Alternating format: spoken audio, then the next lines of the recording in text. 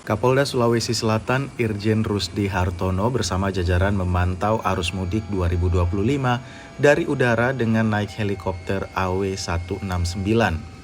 Pantauan dilakukan dari arah Makassar ke utara, timur, dan selatan. Pantau arus mudik yang dilakukan kurang lebih setengah jam, terlihat normal bahkan lenggang atau tanpa adanya kepadatan di jalan raya. Masyarakat disebut memilih mudik lebih awal. Untuk mengamankan arus mudik Idul Fitri 1446 Hijriah di Sulawesi Selatan, sebanyak 4.727 personil gabungan dikerahkan. Mereka terdiri dari 2.545 anggota polisi, 407 personil TNI, dan 1.775 personil dari Satpol PP, Dinas Perhubungan, dan instansi lainnya.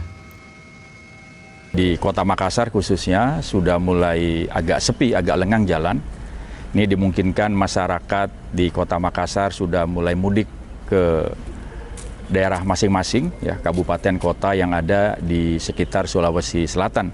Dan kita pantau juga jalur tadi ke utara, ke Takalar, relatif jalan itu normal, ya.